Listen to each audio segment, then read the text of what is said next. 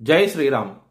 2022 నుంచి 2024 జూలై వరకు మొత్తం 11 ప్రెడిక్షన్స్ అనేవి ప్రూవెన్ అయ్యాయి. మరియు నా వాట్సాప్ గ్రూప్ లింక్ కూడా ఇచ్చాను క్రింద డిస్క్రిప్షన్లో. ఇది నిజమా కాదా అనుకుంటే కనుక ఈ 11 ప్రెడిక్షన్స్ అనేవి కింద డిస్క్రిప్షన్లో ఉంటాయి. మీరు చెక్ చేసి నిజమైతేనే నా వాట్సాప్ గ్రూప్ లింక్ యాడ్ అవ్వండి మరియు నా ఛానల్ని సబ్స్క్రైబ్ చేసుకోండి. వృషభ రాశికి అధిపతి శుక్రుడు.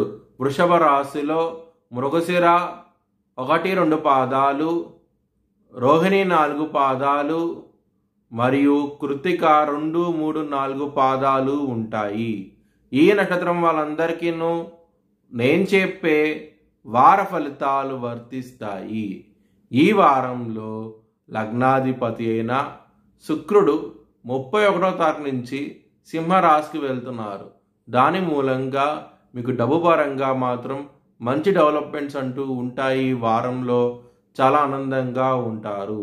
ముఖ్యంగా ఒక స్త్రీ మూలంగా మీకు మంచి డెవలప్మెంట్స్ అంటూ ఉంటాయి. ధనపరంగా చాలా ఆనందంగా ఉంటారు.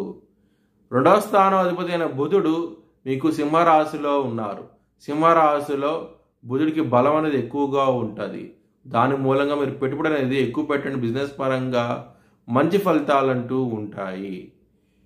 7వ స్థానం అధిపతి అయిన కుజుడు లగ్నంలో ఉన్నాడు. దాని మూలంగా మీరు ధైర్య సాహసాలంటూ ఎక్కువ చేస్తూ ఉంటారు. పార్ట్నర్తో మాత్రం గొడవలంటూ ఎక్కువగా ఉంటాయి. జాగ్రత్తగా ఉండండి. ఎవరికైతే వివాహం అవటం లేక ఇబ్బంది పడుతున్నారో వారికి వివాహం అయ్యే అవకాశాలు చాలా తక్కువగా ఉన్నాయి. ఈ వారంలో జాగ్రత్త అంటూ ఎక్కువ తీసుకోండి.